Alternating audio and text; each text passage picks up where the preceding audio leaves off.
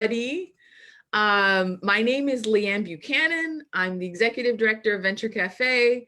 I like to say I hang out here a lot, but super excited for Cafe Convo. For those that are joining us, Cafe Convo is a community conversation that we have once a week on a topic that impacts innovators, our environment, and our ability to take our ideas to action. And so this week we're talking about the intersection of accessibility and innovation. And we're super excited to have special co-hosts here, and I'll let them introduce themselves in a moment. But for those that are joining us on Facebook, feel free to like, comment. We've got someone monitoring and we'll bring you into the conversation. Or you could head over to venturecafemiami.org/VCM virtual and join us that way. We like to start out with just a quick round of introductions for those that are in the room. And so what I'd say for today, we've got a special topic about accessibility. So you'll notice that Brian and I think Dawn are our ASL interpreters. So we'll ask that you try to speak slowly. Don't go too crazy fast like I often do. So we give them time to have simultaneous interpretation for those who need that assistive support. The way this conversation works is I have the pleasure of moderating, but it is free-flowing and open. So it's a space for us to share our thoughts. We'll typically go through about 1 to 2 major questions, but it's also a space for us to dive into some important topics. So for the introductions, I'm actually going to kick it off to Eileen, and then it'll give me a chance to type in the chat the way we're going to introduce. So first, if you'll say your name. Second, the organization that you are repping. So me, Leigh-Ann, repping Venture Cafe Miami. And the third piece is if you'll just share very briefly, 10 seconds or less, what one of the biggest challenges to accessibility that you've experienced or you've seen other folks experience in your time here in South Florida or wherever in the world you're joining us from, and then tag someone else. So we'll kick it off with Eileen, and then we'll loop in Debbie and Camilo for more of a longer introduction about this fun series we're going to kick off with the Enable Project. But we'll start with Eileen. Sure. Thank you, Leigh-Ann. So I'm Eileen. I am also repping Venture Cafe Miami. And I think, so I've actually had the pleasure of working with a few people who have different disabilities. When I first moved to Miami 10 years ago, one of my colleagues was deaf or hard of hearing. And a couple of years ago, one of my co-workers was visually impaired. And so just learning how, to communicate and work with each other and learning about the tools and technologies available, because it's very different if you're not able to use certain senses. And so I think one of the challenges is just being aware and being in different spaces where you can have those interactions and learn from each other. And we usually play tag, so I am going to tag Melissa. Thanks, Eileen. So my name is Melissa. I am also repping Venture Cafe Miami. I lead the Overtown Connect initiative, which focuses on entrepreneurs who are based in the Overtown neighborhood of Miami. And I've actually had the pleasure of working with one of our entrepreneurs who's on the call now by phone, who's visually impaired. And I've learned just a great deal, again, about just being sensitive to, the diversity of different needs, asking questions just to find out how you can help accommodate someone who may need a special concession, but Robbie is actually very self-sufficient and does a lot of things on his own, but was always receptive and also just willing to teach, which was helpful for me, just to have a very, empathetic relationship where I understood him and he understood where I was coming from. And it was just a mutually beneficial relationship for us to learn from each other. And I'm then now able to be ready for the next entrepreneur or next person who comes into my path to assist them. I will tag, I guess I'll go on the people who are hiding. Devon, no camera on. Devon, Cardinal Sin. I'm here. It's just, there's all these calls coming through. They don't understand that this is Venture Cafe time. Okay, so I'm Devon, and I'm representing Rayfield Family Literacy, which is an adult education program for individuals with disabilities. One of our students is blind.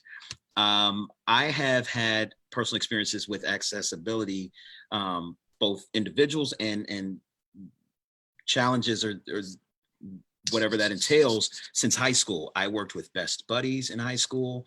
I have had friends who, had accessibility challenges to overcome. And more recently, I started a nonprofit with my trust counselor from high school and her husband, who became blind about 5 years ago. And so I have a direct involvement in accessibility challenges almost in real time. I am going to tag Luca. All right. I'm Luca. I'm also repping Venture Cafe as the program coordinator.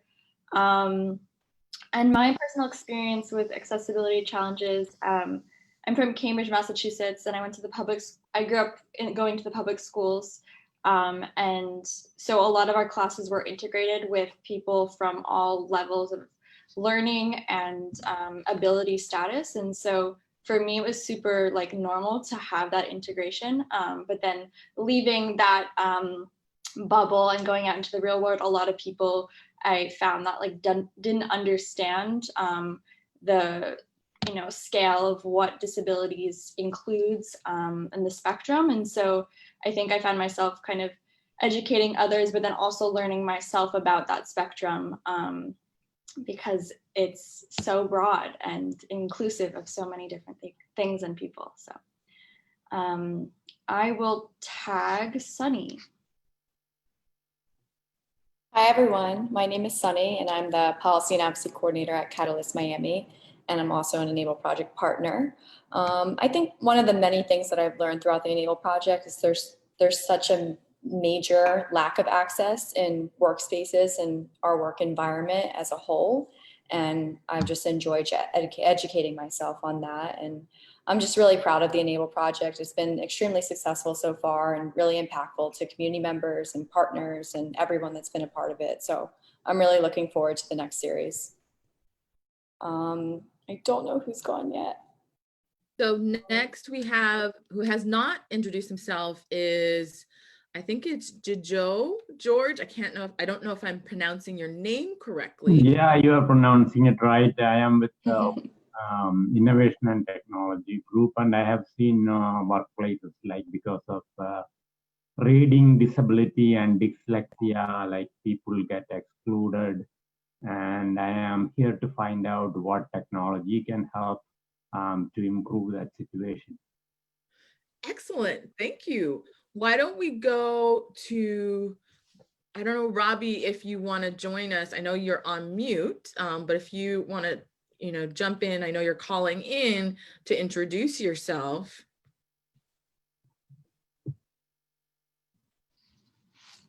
Potentially. If not, Robbie, we'll come back to you. Why don't we jump on over to Camilo and then Debbie, and we'll kick off the conversation. Great. Thanks, Leigh-Ann and everyone. My name is Camilo Mejia. I am representing Catalyst Miami, where I work as the networks director, and also the Enable project. And so we have been doing a lot of work on disability. And I think that one of the biggest challenges, I want to go back to what Eileen mentioned, and it's the lack of social interaction.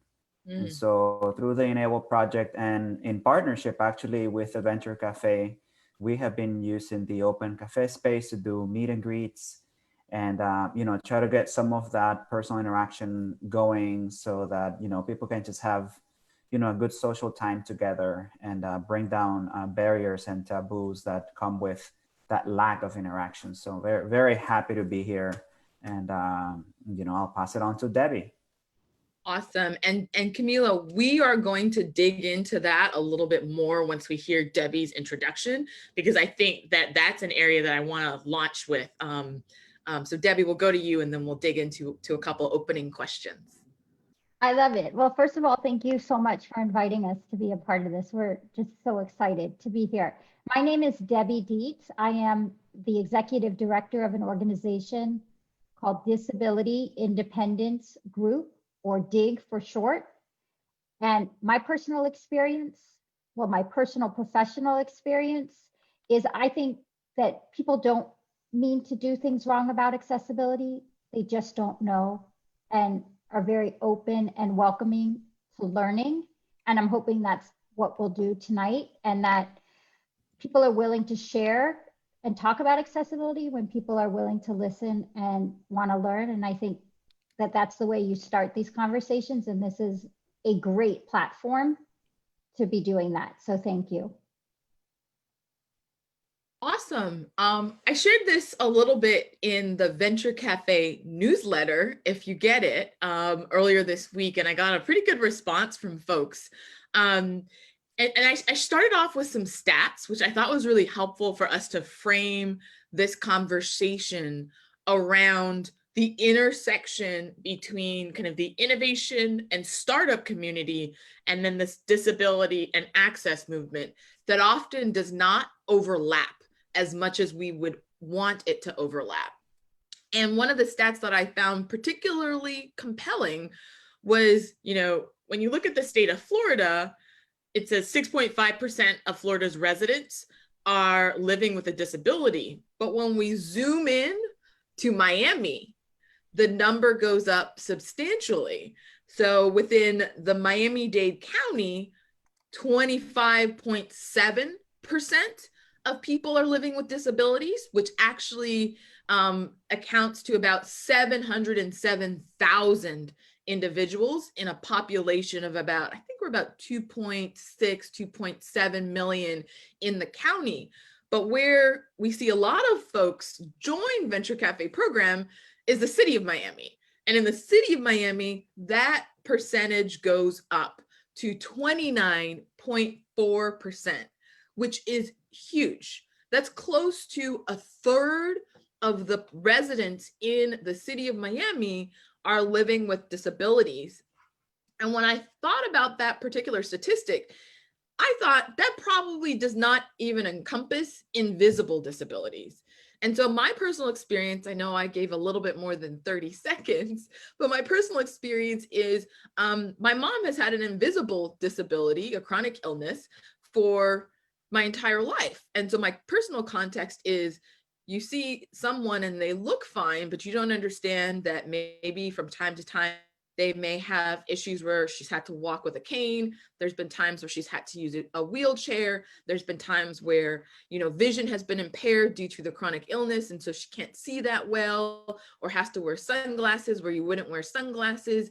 And so having to navigate how people perceive what a disability looks like and who they think is someone that has a disability, there's such a broad spectrum, as Luca mentioned, that I think that's a good place to start with this social interaction. So the first question, so question of the moment for anybody that's taking notes to put it in the chat. And I want to start with Camilo, jump over to Debbie, and then open it up for the rest of the group, is the way in which we understand people who are often different from us is through relationships, right? we're seeing a lot of conversation nationally around how do we build connections across lines of difference, and it's through interactions and relationship building. So my question is, what are the most effective ways, either virtually, in person, or hybrid, that we can help to cultivate better connection between that close to 30% of Miami residents with folks that don't live with a disability? So starting with you, Camilo, want your ideas, moving to you, Debbie, and then opening it up for other folks to start thinking, what are some really innovative ways that we could help to build those social interactions across lines of difference? Thank you, Leigh-Ann. It's a question that we've been trying to answer for quite some time through the Enable Project programming. And we've learned quite a great deal through that process. And I think that one of the main things that we have learned is that you cannot simply rely on trainings and capacity building to simply teach people how to do a readable flyer or work on your website to make sure it's readable. Those things are hugely important, but you also need that social interaction because that social interaction is really how you cultivate relationships, how you bring down taboos and create understanding.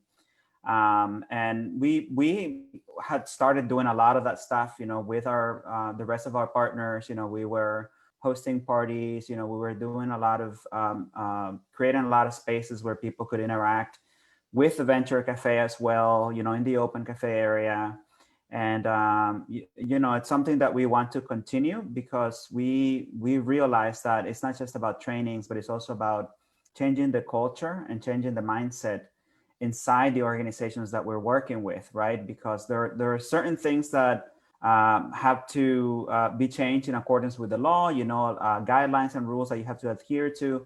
But there are other, perhaps even simpler things that could help. It's just simply by being aware, and that comes from being in the same space with people with disabilities.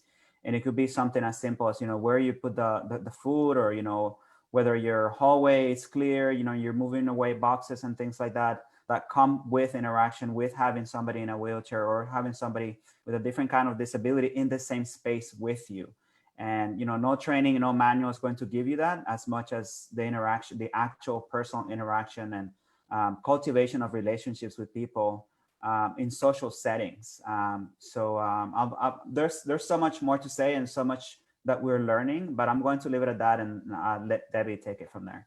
Before we go to you, Debbie, I want to just elevate something that you said, Camilo, which we learned when we launched the gathering. And we've partnered with you so much for a lot of accessibility programming over the years. But even for us, pre-COVID, we were seeing up to 300 plus people in a space over the course of an evening. So thinking about our ambassadors knowing when we saw someone with a disability to go over and see how we can make any additional accommodations and not wait for them to ask us, but to be proactive. We've got a regular Venture Cafe goer, Woody from the Woody Foundation, who has he has a wheelchair, but he also has a stand-up wheelchair now as well. And early on, I just sat with him and said, what would make it easy for you to access the programs? How can we make sure that we can move the chairs or keep the doorway clear so you can be able to access the programs? And something that he told me that we brought up to the building was that the way the washrooms or the bathrooms were, there was no automatic door opener. And even the restroom or the washroom marked for disabled was, you had to have a key card to access. So there's this situation where you come to an event, but then the disabled only restroom is only accessible to clients, means we are not creating space for someone to be able to go to the washroom, which is very basic. But we would not have known that, to your point, Camilo, if we hadn't built a relationship, if we hadn't developed a rapport to say, help us make this space more accessible, because there's things that I can't see because I am able-bodied that would never even occur to me because I'm not as proximate to your experience. And I think that's really the point, which is how can we create proximity to different experiences so we can adapt appropriately. Debbie, I want to go to you for you to weigh in on this question of how do we create more spaces for social connection and understanding? And I have a two-part answer. So I'll start with building on what you were saying.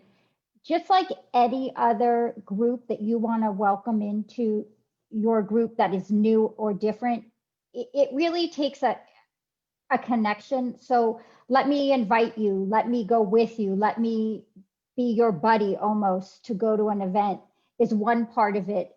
It's hard to expect people to go to something new where they don't even know if they can go to the bathroom, right? Something as basic as that, to have the courage, the ability to go, unless someone is either going to be there to know and take them around or introduce them. So I think that's part of it.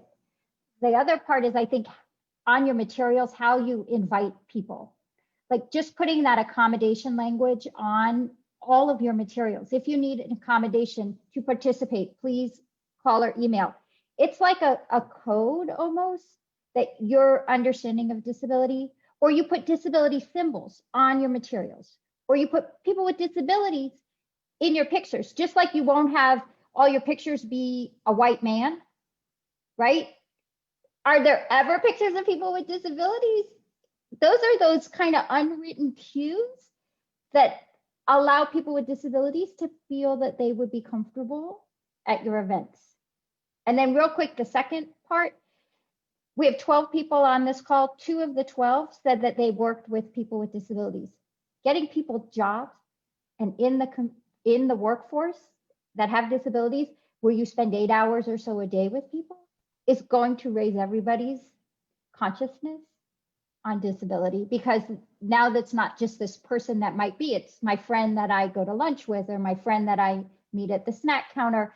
And you build those kind of little bites at a time of comfort and asking the question. So I see it as both things have to happen. And so Debbie, that idea of the invitation, we talk a lot at Venture Cafe, and we're picture heavy if anybody looks on Instagram, but we're going to actually start to be intentional about filling out the alternative text piece. I do it on my personal when I post, when Instagram added that feature for the alternative text for people with disabilities, and it takes longer, not gonna lie, but you definitely want there to be an opportunity for someone to be able to enjoy your feed, or at least have an idea of what is the pictorial context to my caption that is already accessible. And to your point about the materials, I'll admit, and I know we're going to talk about websites, but we had it on our website, or at least one version of our website, that we have an accommodation on that contact, like how to get here section, where we'd have public transportation, that we make accommodations. But I don't think as an organization, we were as intentional about ensuring that what we were communicating matched our internal culture and our intent. If you know us, and Camilo, we've worked really well together. Disability and access is at the forefront of thinking about inclusion. And we think about inclusion not just from a gender or racial equity standpoint. It is all lines of difference. And so we've been intentional about programming around accessibility opportunities, accessibility, innovation, technology, assistive technology. But our messaging, at least on our flyers, wasn't reflective of that. And so I want to open it up. And Devin, I'm coming to you. Devon, you should know. So get ready that how do we create this mindset for learning around wanting to improve and change and adapt the way we do things to be accommodating, to be thoughtful, to be inviting and open to folks that may have different abilities than the norm or the majority. So Devon, want to go to you. I'd love to hear from anybody else, Eileen, Gigio, Robbie, Melissa, jump on in here, but Devon, we'll go to you first. How do we create that mindset for learning? Well, I think it's just like any other movement, whether it's equal rights for the LGBTQA community or equity and equality for people of different races, there has to be a constant conversation. And I think you can't let up. If I weren't working with the school or with the nonprofit, I don't think I'd have as much exposure to individuals with disability. I wouldn't think about it. As a web developer, I never thought about making my website more accessible. It wasn't until this weekend doing the 48 and 48 event where they made it a standard to make your website accessible. Whether it was with alternative text, the option for people to increase text size, all those things. If it were not for that, I would have never thought about it. And that's because nobody was having the conversation. I think as the conversation continues to happen, people have more interest in learning. They not only learning about it and how to even the playing field for everybody, especially those with those challenges, but I think the conversation encourages learning about what the individuals deal with regularly, whatever their unique challenge is. It encourages that thought process. So I think it just has to be an unrelenting, continual conversation. Even now, I had to be aware to slow down my speech to allow the interpreters to interpret because we're having this conversation. Thank you, Devon. And I think that's a good point, which is awareness, right? Proximity, interaction, relationship, exposure deepens our awareness of the individual lived experiences and challenges people might have. And when you're aware of something, it's very hard to ignore it. It's very hard not to make it part of your consideration or part of your thought process or part of your design process. Anybody else want to jump in here before I kind of segue to a couple of other topics? Debbie, we'll go to you. I might just call on someone else. I can jump in after you, Debbie. Okay, Sunny, I just want to add to what you're saying and what Devon was saying. If you build a website or your program that is accessible for everyone, or this concept of universal design, then those people, like you were talking about your mom, who might have an invisible disability or might not even identify as being a person with a disability or is older, will benefit from a better experience of your program without maybe even understanding why. Great. I love and that. have that, you know, that better experience because they got more in it that they didn't even realize they weren't getting. Sunny, we want to go to you, but I love that point about the user experience and the user interface is better for all when you design it to be accessible. And I guess I never thought about it that way. Sometimes we frame it from a deficit level, which is, man, we have to do extra work. It's going to be harder. It's not going to be as aesthetic, when we should flip our perspective and say the UX is going to be better. It's going to be easier. People are going to like it, and people are going to get to the meat and potatoes of what they're trying to experience easier. Sunny, let's go to you for you to weigh in here.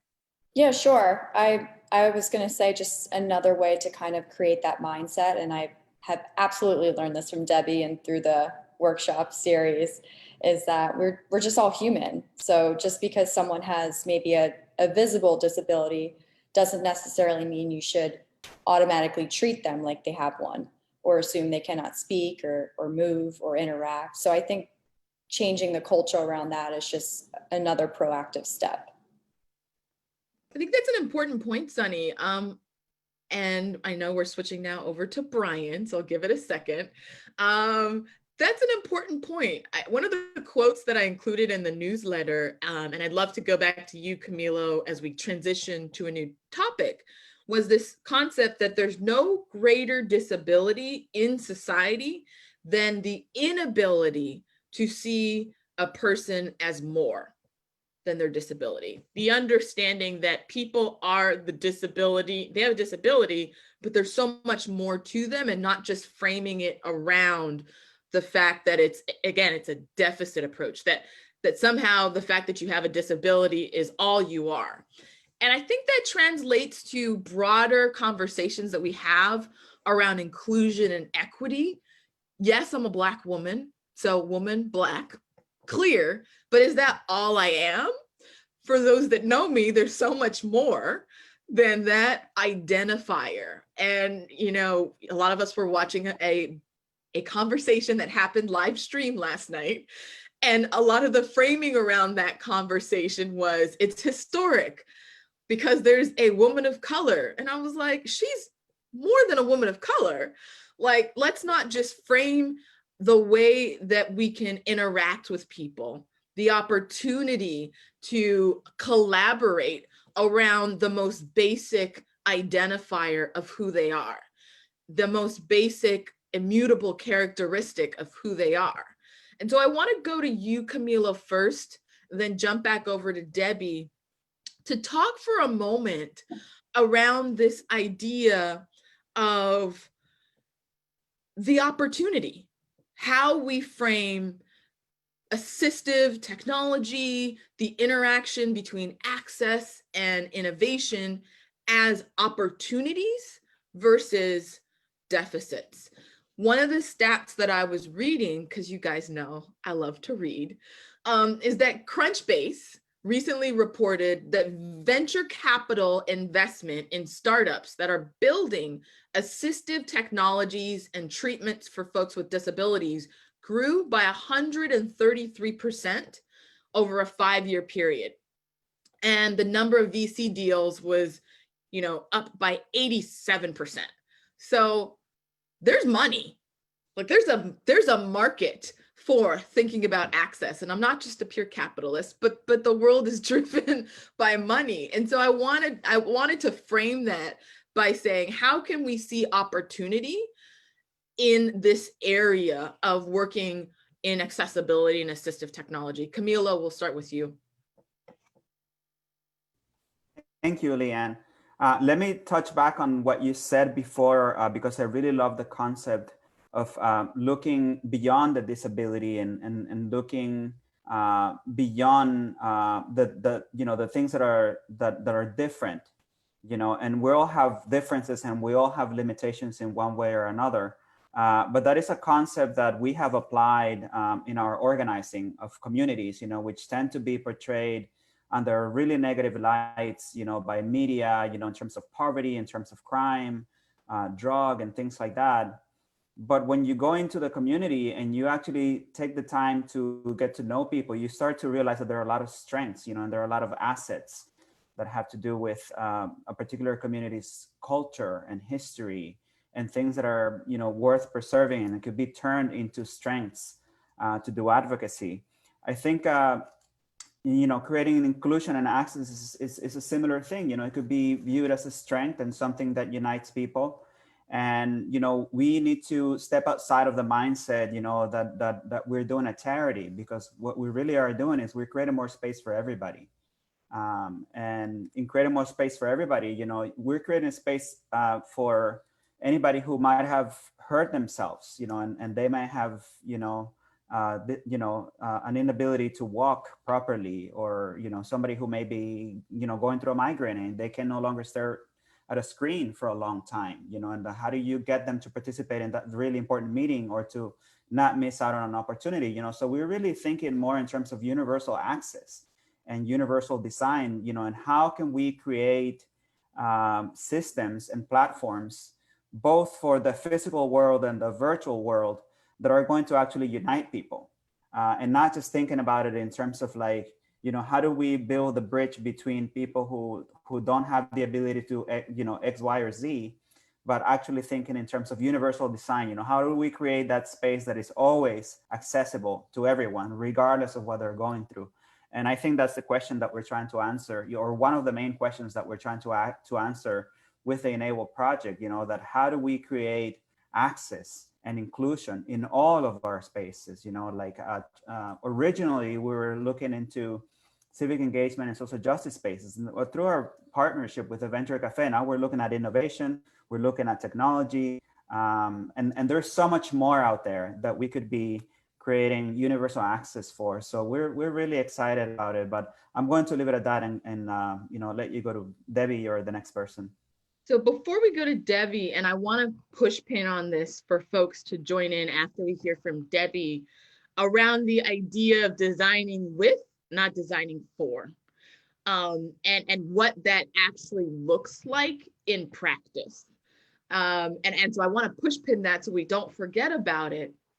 But you also said something that was really fascinating to me, which was this concept that the interactions with folks with disabilities they're non-binary, right? They're not just in one specific lane, and there's so much of a spectrum of opportunity around how we are more inclusive and universal and how we approach supporting folks with disabilities and making our spaces more accessible. And I think it just goes back to this point, and I want to say Debbie might have put this in the chat, which is, why don't we just center people?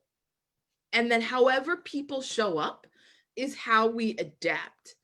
At the Venture Cafe organization internally, and I know we have a lot of folks on our team here, our conversations, I see Kyle is here, we talk a lot about what does centering look like? Who are we centering an experience around? And when we think about underrepresented groups, we recognize we can't center around the majority because we're necessarily going to exclude people whose systems were designed to exclude. We're going to perpetuate systems of oppression and marginalization. And that same oppression and marginalization relates to folks with disabilities, the exact same way it relates to people of color, as we saw yesterday, to women specifically. All of these pieces require us to center people. And then how that person shows up is how we adapt. That's the adaptive lens that we look through. So Debbie, I want to go to you for this question around asset framing, the opportunity that exists before we open it up to the group to jump in on that part of the conversation. Yeah, absolutely. Because I think it's a legitimate and an important question. And my answer to you is, let's go back to the numbers, right? Where you started. Over 20% of the population is a person with a disability, and that number is increasing, right? So look at it from a market perspective, look at it from money. A lot of persons with disabilities are not in your market now. You're not acquiring them from someone else. These are new acquires that, because of no access to whatever the company is or the product you're trying to sell, you're going to be acquiring and adding to that market and increasing numbers. So it's like, think of it as an untapped market. So the potential is just endless. So as you're, and Matt, my husband and I, who we have our nonprofit together, we talk about this all the time. As you're in this VC mode and as you're designing, if you think from that perspective, as you're starting at the base, as you build your foundation, it is very easy and probably does not cost any more money to build accessible than it is to try to retrofit, whether it's a website, a program, a project, after the fact. But if you look at it through that perspective at the beginning, and you add in that population that you probably haven't even thought about as your market into your numbers, into your presentations, you're going to beat everybody else because no one else is thinking about it. Mm-hmm. And we always see that as the opportunity that's so missed. Debbie, I love this concept of missed opportunities. For the folks that haven't weighed in, Kyle, I am coming for you. Be ready. Eileen, you got skipped the last round, so you're in on this one. Jojo, you as well. Devon, Luca, Melissa, I see your picture is up, but don't think that I won't call on you. Digression. I'm a lawyer by trade, so Socratic method is my bread and butter. but this idea, Debbie, of missed opportunities, right? When I talk about why it makes sense to be more inclusive in deployment of capital, and Camilo's heard me talk about this in Venture Cafe more broadly, is this idea that there are untapped markets that are huge. When you look at the combined buying power of Blacks, Asian Americans, and Native Americans, that's $2.4 trillion. $2.4 trillion. You add on Hispanic, Latina population to the buying power, another $1.5 trillion. And so when we look at VCs or products that are not geared towards people of color or people with diverse racial and ethnic backgrounds, they're missing out on markets. They're missing out on trillion-dollar market opportunities. And if you think about the purpose of corporations, unless they are B Corps, are to maximize shareholder return. The purpose of a VC investment is to maximize ROI, return on investment, in the shortest investment horizon as possible. So from a purely capitalist or purely opportunity maximization standpoint, it makes good business sense. There's an economic imperative associated with why you must, not should, but must design for access. But I want to open it up to the other folks in the conversation to jump in on this question of how do we reframe for opportunity the conversation around accessibility, adaptive technology, and supporting entrepreneurs that are not able-bodied, for example. Kyle, we're going to go to you first. Awesome. So as we were talking about this, I was reflecting on my past job. I come from the technology sector. I was a developer. I led development teams. I was the lead dev. And I personally experienced exactly what Debbie was talking about, which is trying to retrofit something that you didn't originally design with the intention of being accessible to everyone. So actually it had two effects. One of them was that it limited the market of people that we could sell to, because we were trying to sell to universities. And when public universities have to adhere to like web accessibility laws that are becoming broader and broader, then it limits it either limits it or it makes it very difficult for you to sell to that person, because they have to make exceptions. They have to like go through this long legal process to prove like that your thing is necessary for them at all. And then on the other side, you have this problem internally, because you're shuffling and trying to figure out like, how are you going to pivot all the resources that you have within the dev team to figure out, okay, well, how do we make this more accessible while building out all these new features that were also not planned accessibly when we started. So you have this really difficult thing that if I could go back in time and like slap myself in the face, that I would have just designed it intentionally from the beginning with more with accessible design in mind, universal accessibility in mind. So I just wanted to, it's less an exact answer to that question, but a reflection upon the fact that if we don't reframe accessibility through a lens of opportunity, then we run into, when we do see the opportunity, it's gonna run away from us because we haven't thought about it. We lost the opportunity and now it's really hard to like even make it a thing. So. Yeah, your close cycle. We've talked a lot about opportunity windows and close cycles on our team recently. Your close cycle is going to be a lot longer from a retrofitting standpoint to rethink about your business model as being able to serve that opportunity than if you just started intentionally from the beginning. And I want to go to Eileen, so be ready, and then Devon as well. When, you know, there's so many parallels to the way that the Venture Cafe team thinks about access, inclusion, and racial equity. So when we launch with the gatherings and across our network of cafes, we typically over-index on the most unrepresented groups. So Miami is a majority minority racial ethnic city, but we over-index on representation of Black folks, Asian Americans, even Native Americans. And also when we think about gender, we over-index on the groups that are often unrepresented.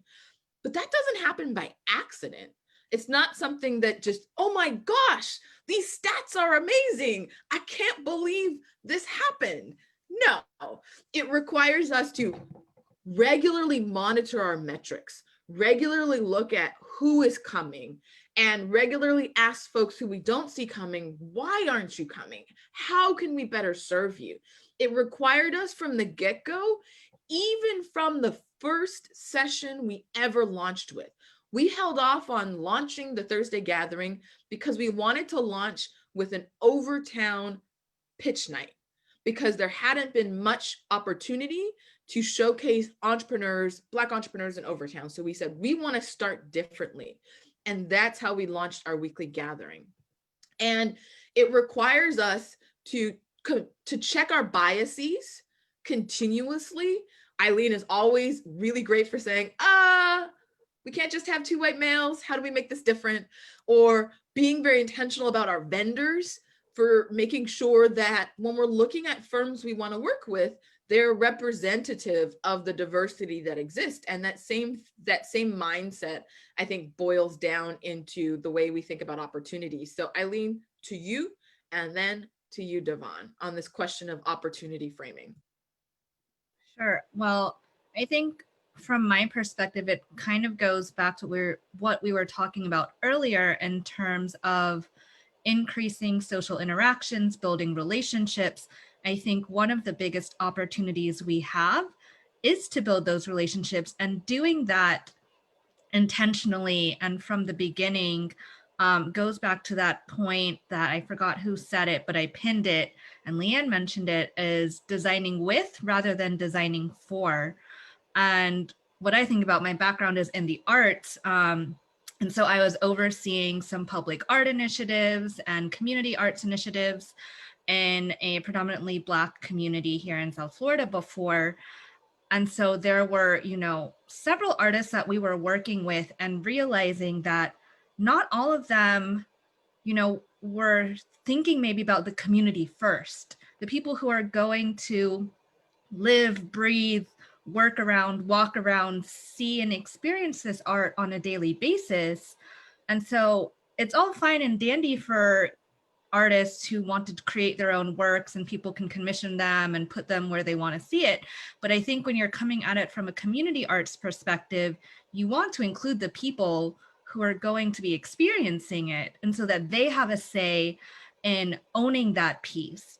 And so when I was kind of designing that program, it was very much people first. The people who are, again, experiencing it on the daily basis, they're the ones whose voices should be uplifted. And bringing that back to this accessibility conversation, it's centering and trying to center those voices, bringing them into the conversation, working with groups like the Disability Independence Group, Catalyst, the Advocacy Network for Folks with Disabilities, and some of the other partners on the Enable project.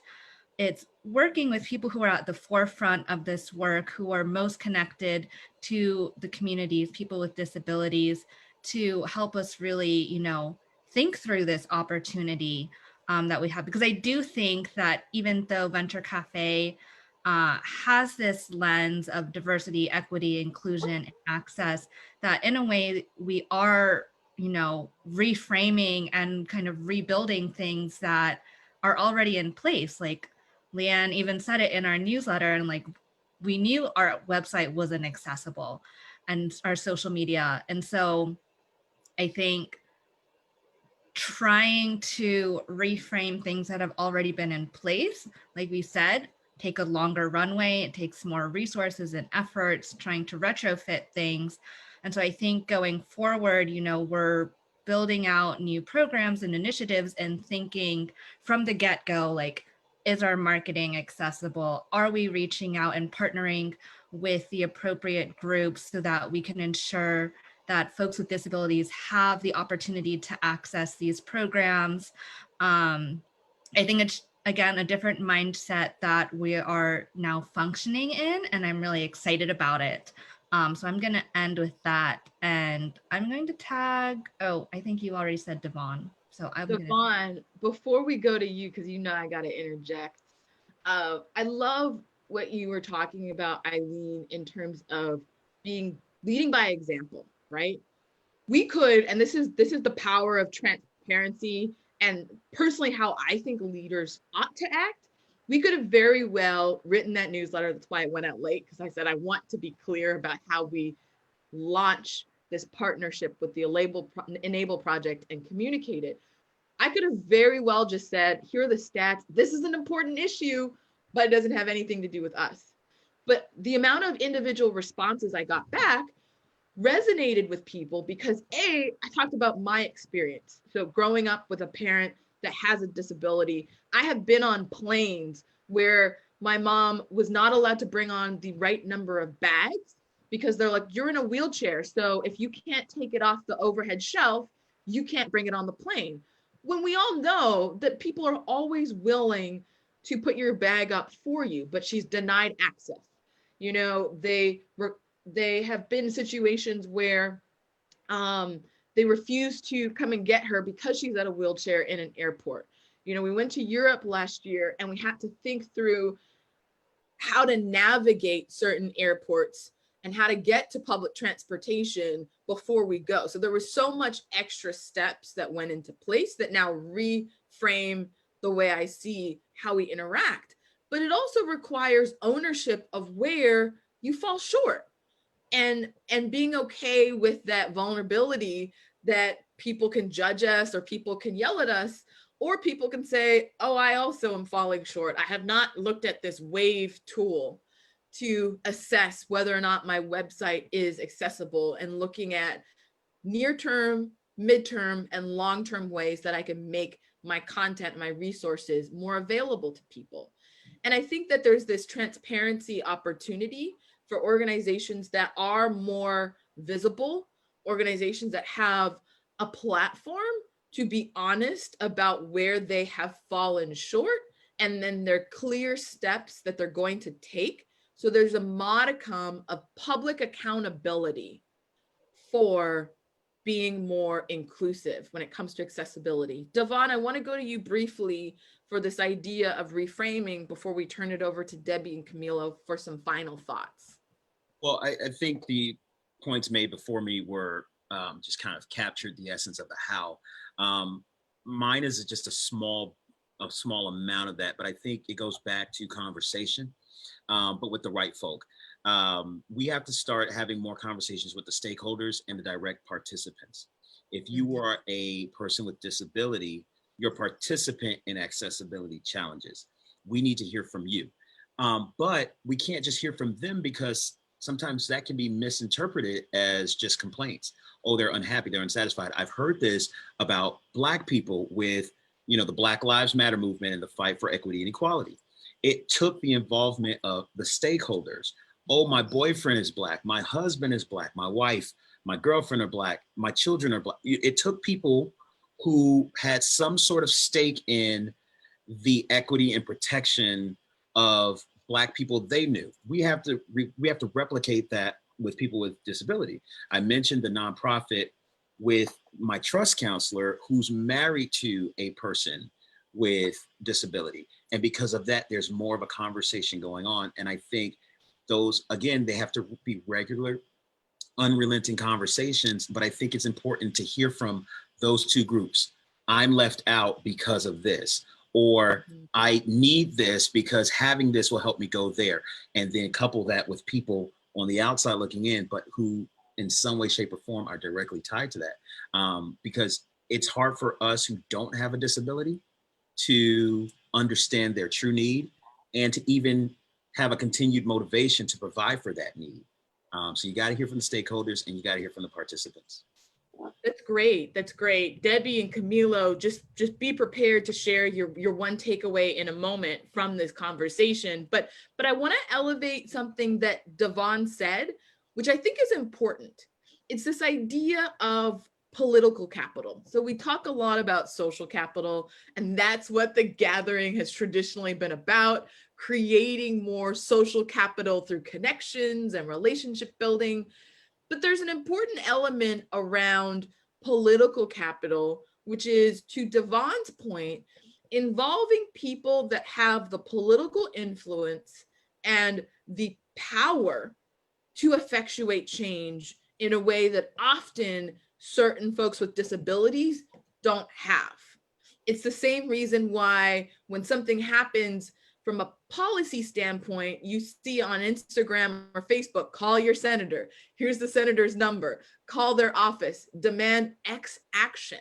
We recognize that political capital and influence plays an important role, and that role is often held by those who hold the power, right? So with the Black Lives Matter movement, we started to see change when CEOs of major companies were saying, this is not acceptable. We will not accept this. This is our statement of solidarity.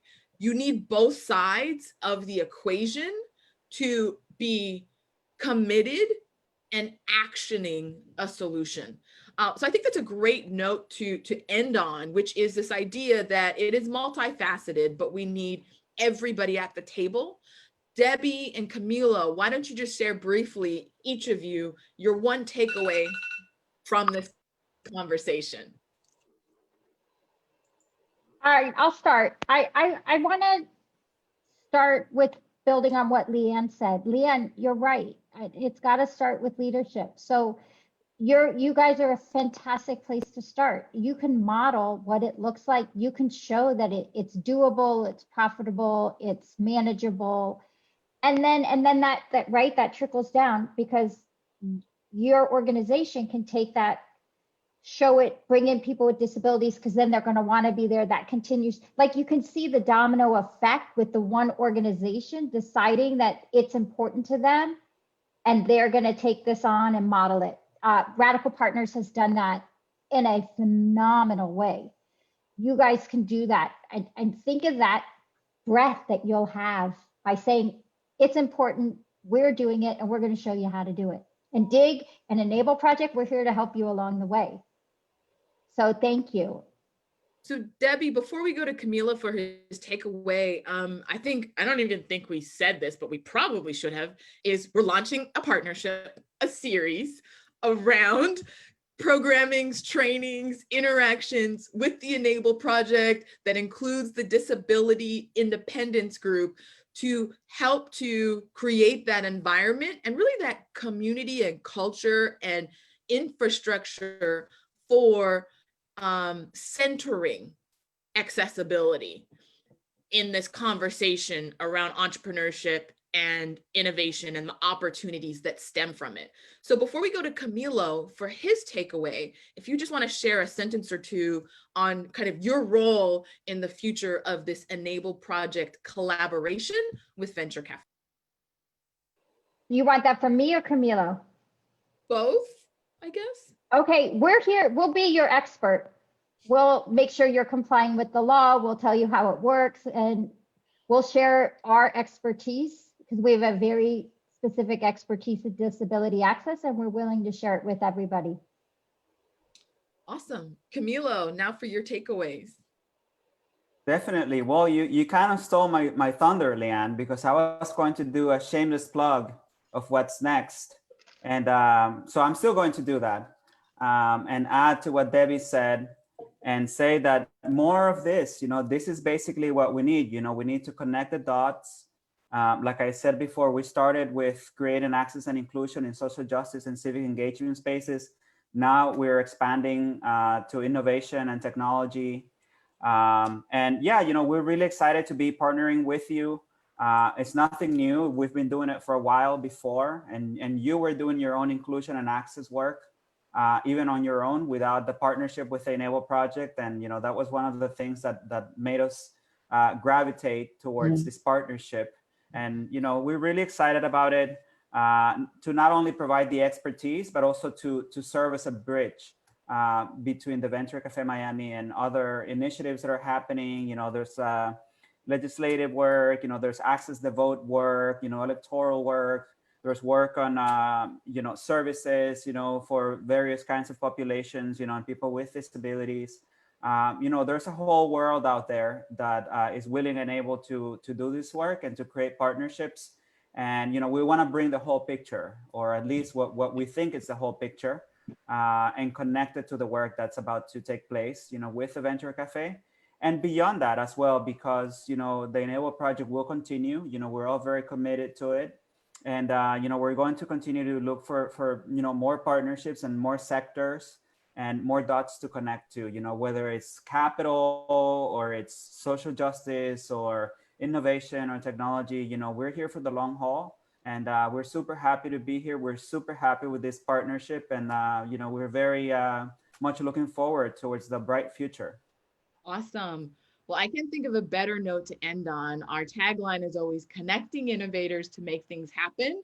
And this is a true example of the type of connections that can spurn from collaborations with Venture Cafe. As Camilo mentioned, like this is not the first time we've worked on important issues in the community, but collaborating. So shout out to Eileen, who's leading this effort specifically. But thank you all for coming. Thank you to Dawn and Brian, our ASL interpreters, for sticking it out. And hopefully I did not speak too fast. Thank you for those that are live on Facebook. Drop in the comments, share this with your friends, and be on the lookout for more Enable project programming through the duration of this year. And special thanks to Camilo and Debbie for joining us and really just sharing your expertise and insights. And thank you for everybody that has been here. That's a wrap. Cafe Convo's over for this week. We will see you next week. Thank you. Thank